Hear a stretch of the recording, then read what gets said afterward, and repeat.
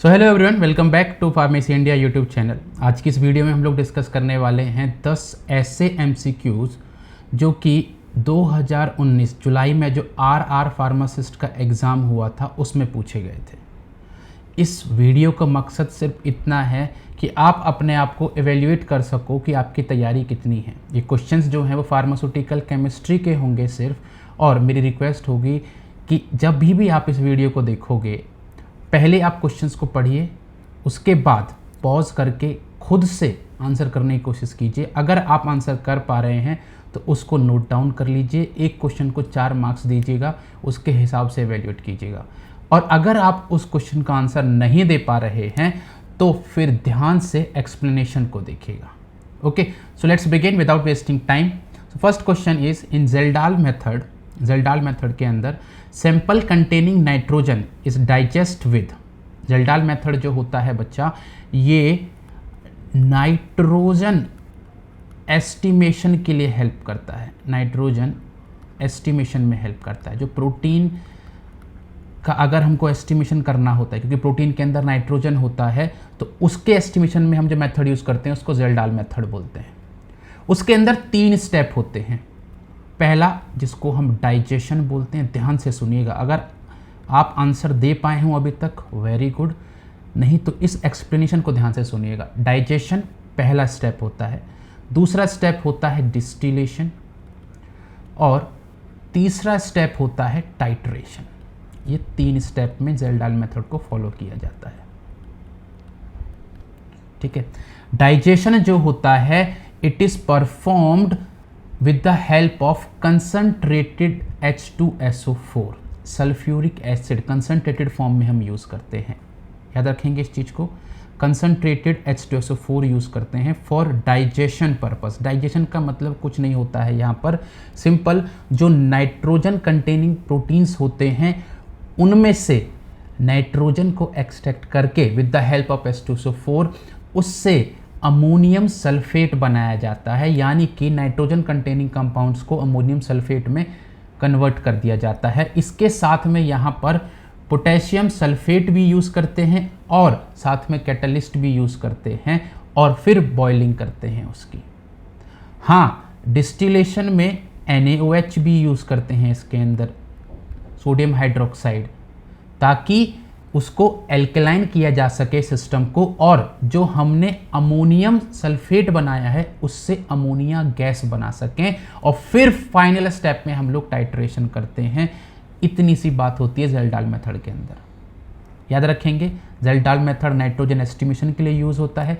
3 step होते हैं, digestion, distillation, titration. और उसके अंदर डाइजेशन स्टेप में हम लोग सल्फ्यूरिक एसिड यूज़ करते हैं कंसनट्रेटेड फॉर्म में, साथ में उसके पोटेशियम सल्फेट और कैटलिस्ट यूज़ करते हैं। फिर सेकंड स्टेप में डिस्टिलेशन करते हैं, जिसके अंदर हम लोग NaOH का यूज़ करते हैं और उसको हीट करते हैं ताकि वो डिस्टिल हो सके और अमोनिया गैस को हम ट्रैप कर सकें। और फिर उस अमोनिया गैस का हम लोग टाइट्रेशन करते हैं with the help of HCl। ठीक है, सो फर्स्ट क्वेश्चन का जो आंसर है दैट इज़ कंसनट्रेटेड H2SO4। ठीक है, ये मेथड होता है, इस तरीके से फॉलो करते हैं उसको। इस तरीके का सेटअप होता है, अगर आप देख पा रहे होंगे यहाँ पर। यहाँ से हम इसको हीट करते हैं। पहले यहाँ पर जो हमारा प्रोटीन होता है उसको रखते हैं, साथ में कंसनट्रेटेड H2SO4 उसमें डालते हैं। जब हमको लगता है कि यहाँ सफिशिएंट अमाउंट में वो डाइजेस्ट हो गया होगा, फिर उसके अंदर NaOH ऐड करते हैं और हीटिंग स्टार्ट करते हैं, जिसकी वजह से अमोनिया गैस जो होती है यहाँ से जाती है और कंडेंसर की हेल्प पे यहाँ पर वो ट्रैप हो जाती है। ट्रैप होने के बाद उसका टाइट्रेशन करते हैं with the help of HCl, और इस तरीके से हम नाइट्रोजन का एस्टिमेशन करते हैं। नाइट्रोजन के एस्टिमेशन से हम पता लगा सकते हैं कि हमको जो स्पेसिफिक प्रोटीन है उसका अमाउंट क्या है। ठीक है, इसी के जैसा अगर मैं यहाँ पर थोड़ा सा और ऐड करूँ, इसी के जैसा एक मेथड होता है Karl Fischer method. Karl Fischer method बहुत कंफ्यूज होते हैं बच्चा, लेकिन इंपॉर्टेंट बहुत है। कार्ल फिशर मेथड जो होता है ये यूज़ किया जाता है हमारे मॉइस्चर को एस्टिमेट करने के लिए, मॉइस्चर के एस्टिमेशन के लिए, यानी कि किसके अंदर कितना वाटर कंटेंट है सब्सटेंस में, उसको एस्टिमेशन करने के लिए कार्ल फिशर मेथड यूज़ किया जाता है। इसको आप नोट डाउन करके लिख लीजिएगा, ये बहुत हेल्पफुल होगा आपको। बढ़े आगे, चलिए बहुत बढ़िया। Question number 2, the extent of reproducibility of the result is. Question को ध्यान से सुनना। हमारी जो बुक है मिशन फार्मासिस्ट, उसका सबसे पहला क्वेश्चन है ये, और लकीली बच्चों को 2019 के एग्जाम में ये क्वेश्चन मिला वहाँ पर देखने के लिए। हमारी बुक का पहला ही क्वेश्चन है ये, ठीक है। Extent of reproducibility of the result is, देखो मैं आपको एक एग्जांपल से समझाता हूँ, फिर आपको इमेज एकदम क्लियर हो जाएगी इस चीज़ की। मान लो आपके 4 एग्जाम हुए, ठीक है, 4 एग्जाम हुए आपके। आपने क्या किया, आपके चारों एग्जाम में 5 5 5 5, चारों एग्जाम में 5-5 मार्क्स आए आउट ऑफ 10। तो आपका जो टारगेट था 10, उससे तो आप दूर है, लेकिन आप कंसिस्टेंट रहे, 5 आए 5 आए 5 आए 5 आए। This is extent of reproducibility. आपने एक सब्जेक्ट का 4 बार एग्जाम दिया और चारों बार आपके 5 5 5 5 मार्क्स आए out of 10। This is known as precision. इसी का दूसरा भाई होता है एक्यूरेसी। एक्यूरेसी क्या होती है, देखो अगर आपके 9, 9.5, 10 या फिर 5.4 इतने मार्क्स आते हैं, अलग अलग मार्क्स हैं, ठीक, कभी 9 आ रहे हैं, फिर 9.5 आ रहे हैं, 10 आ रहे हैं, फिर 9.4 मार्क्स आ रहे हैं। दैट मीन्स आप जो स्टैंडर्ड वैल्यू है 10, उसके एकदम पास हो। अलग अलग मार्क्स आए लेकिन उसके एकदम पास हो, यानी कि आप एक्यूरेट हो। आप क्या हो, एक्यूरेट हो। इसको एक्यूरेसी बोलते हैं। जब आप स्टैंडर्ड वैल्यू के पास होते हो तो आप एक्यूरेट होते हो, ठीक है। जब आप बार बार सेम रिजल्ट प्रोड्यूस करते रहते हो तो आप प्रिसाइज होते हो। अगर आपके मार्क्स होते कुछ ऐसे 9 9 9 9, तो अब क्या है, अब आप एक्यूरेट भी हो और अब आप प्रिसाइज भी हो। अगर आपके मार्क्स होते कुछ ऐसे 1 4 5 6, तो अब ना तो आप प्रिसाइज हो ना आप एक्यूरेट हो, तो इसमें आप कोई से भी ऑप्शन भी नहीं आते। तो 4 कंडीशन बन सकती हैं। अगर आप एक ही रिजल्ट बार बार लेकर आ रहे हो तो वो प्रिसाइज कहलाता है। अब अगर वो स्टैंडर्ड वैल्यू से दूर है तो वो एक्यूरेट नहीं है, अगर स्टैंडर्ड वैल्यू के पास है तो एक्यूरेट है। अगर आपके रिजल्ट अलग अलग हैं लेकिन स्टैंडर्ड वैल्यू के पास हैं तो आप एक्यूरेट हो। आई होप ये चीज़ क्लियर हुई होगी आपको और ये आगे भी याद रहेगी, ठीक है।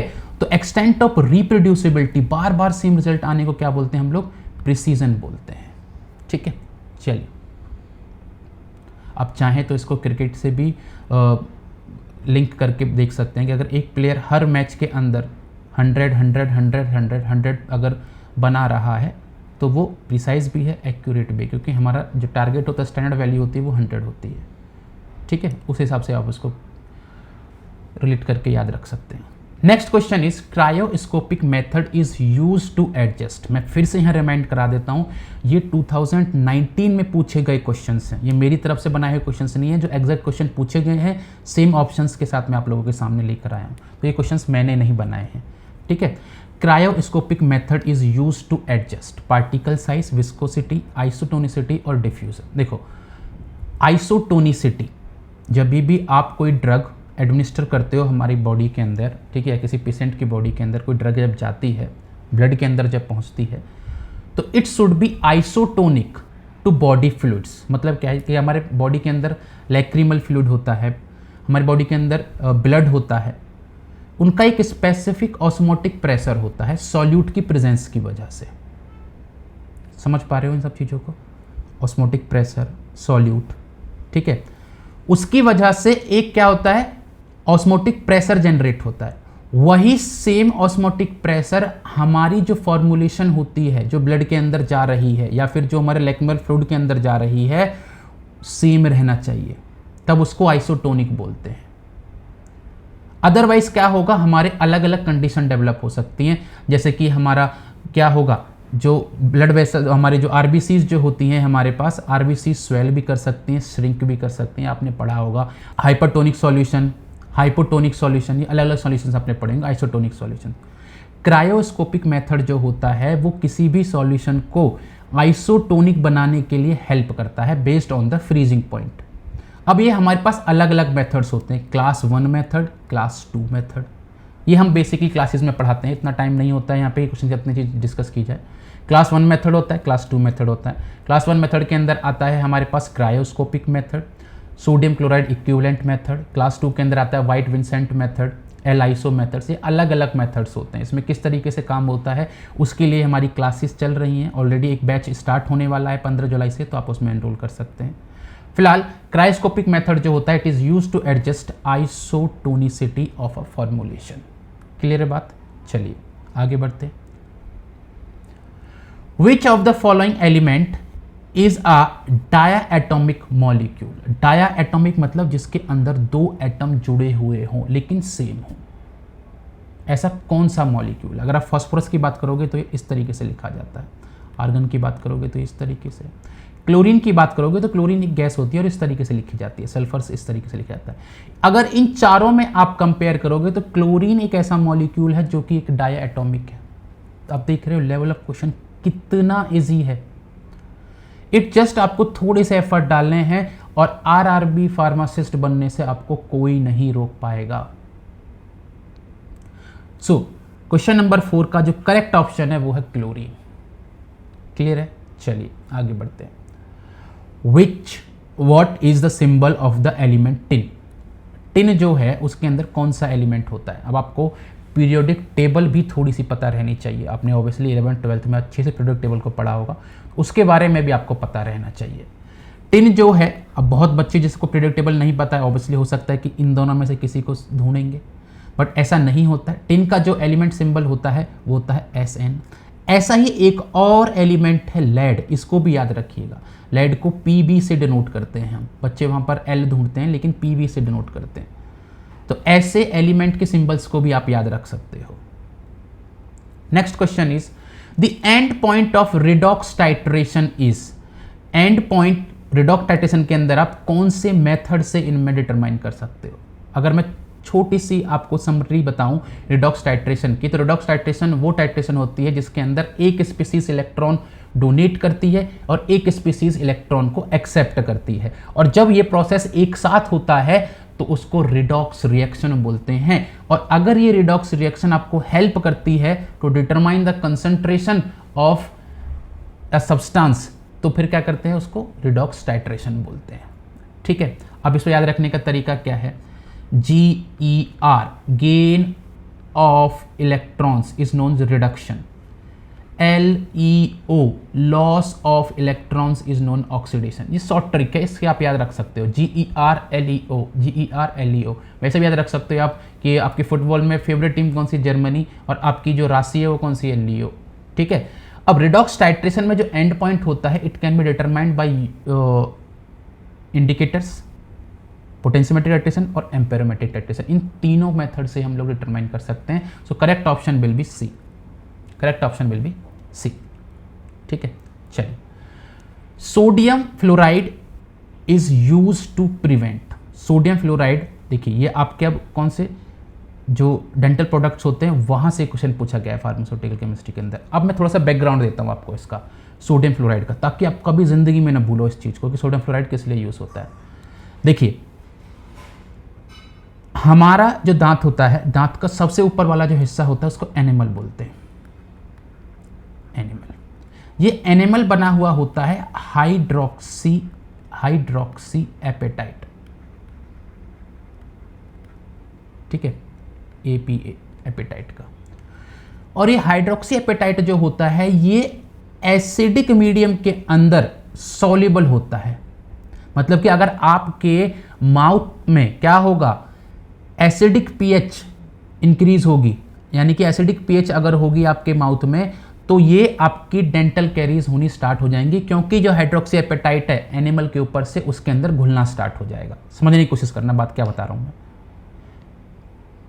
अब आप ब्रश क्यों करते हो? ब्रश के दो पर्पज है, एक तो क्लीनिंग पर्पज है, दूसरा आपके माउथ की pH को भी मेंटेन रखता है। क्योंकि जब हम खाना खाते हैं, ठीक है, खाना खाने से क्या होता है? हमारे स्टमक में एसिडिक pH बढ़ती है, और उस एसिडिक pH के बढ़ने की वजह से क्या होता है? हमारे माउथ के अंदर की pH भी जो होती है वो एसिडिक होने लगती है, जिससे हाइड्रोक्सी एपेटाइट जो है वो घुलने लगता है उसके अंदर, और हमारे डेंटल कैरीज होने की संभावनाएं रहती हैं। साइंटिस्ट ने क्या किया कि टूथपेस्ट के अंदर सोडियम फ्लोराइड डालना स्टार्ट करा, उससे क्या फ़र्क पड़ा? ये फ्लोराइड क्या करता है, इस हाइड्रोक्सी को रिप्लेस कर कर खुद वहां पर जाकर बाइंड कर जाता है, एक केमिकल रिएक्शन फॉलो करता है और फ्लोराइड वहां पर एपेटाइट के साथ बाइंड कर जाता है। अब क्या होता है कि जब फ्लोराइड एपेटाइट है हमारे पास ना, तो वो एसिड के अंदर सॉल्युबल नहीं होता है और डेंटल कैरीज होने की संभावनाएं रिड्यूस हो जाती हैं। यानी कि सोडियम फ्लोराइड जो है it can be use to prevent the dental caries. तो क्वेश्चन नंबर 7 जो है उसका आंसर है बी। बढ़े आगे बच्चा, चलिए ध्यान से एक्सप्लेनेशन को सुनते रहिएगा, ये बहुत हेल्प करने वाला है आपको।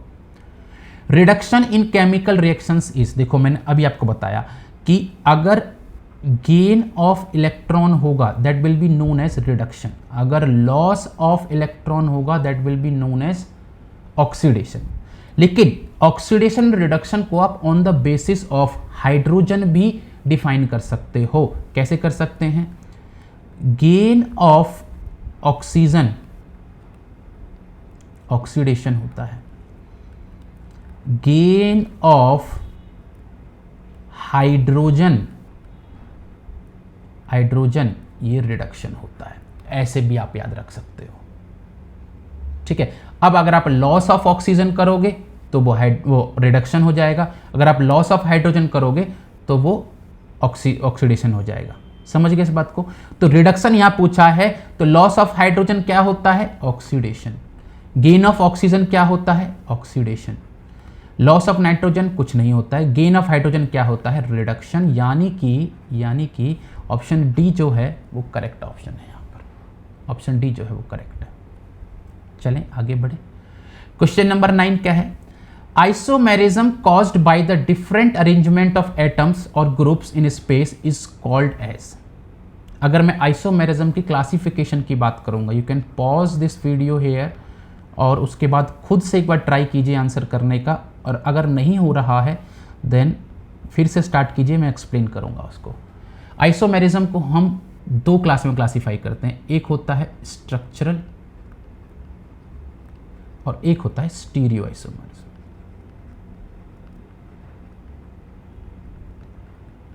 आइसोमेरिज्म खुद क्या होता है? सेम केमिकल फॉर्मूला लेकिन डिफरेंट फिजिकल और केमिकल प्रॉपर्टीज, उसको आइसोमेरिज्म बोलते हैं।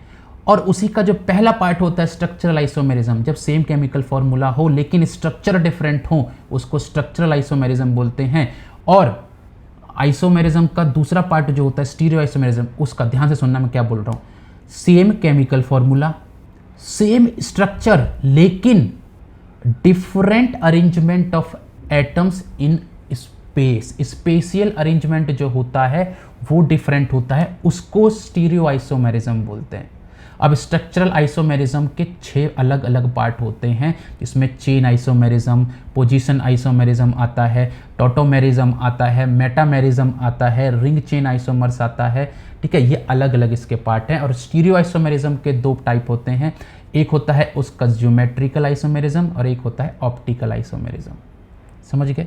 वैसे उसके कॉन्फ़िगरेशनल के हिसाब से भी उसको अलग डिवाइड कर सकते हैं, ठीक है, बट आपके लिए इतना ही सफिशिएंट है। समझ गए? तो यहां पर क्योंकि ये बोल रहा है स्पेस के अंदर उसका एटम का अरेंजमेंट डिफरेंट है, दैट मींस उसका जो करेक्ट आंसर होगा that will B stereo isomerism. Correct option क्या होगा? Stereo isomerism. Next question number 10, आज का आखिरी क्वेश्चन ये, ठीक है। ये सिर्फ और सिर्फ आपको सेल्फ इवेल्युएशन के लिए क्वेश्चंस मैंने दिए हैं और ये क्वेश्चंस आरआरबी फार्मासिस्ट एग्जाम में पूछे गए हैं ऑलरेडी, तो आप अपने से कनेक्ट कर सकते हो कि मेरी कितनी तैयारी है। फार्मास्यूटिकल केमिस्ट्री के 10 क्वेश्चंस हैं और मैंने आपको स्टार्टिंग में बोला था कि आखिरी तक मार्क्स ऐड करके रखिएगा। तो ये आज का लास्ट क्वेश्चन है और जो कि बहुत ही आसान क्वेश्चन है आप लोगों के लिए।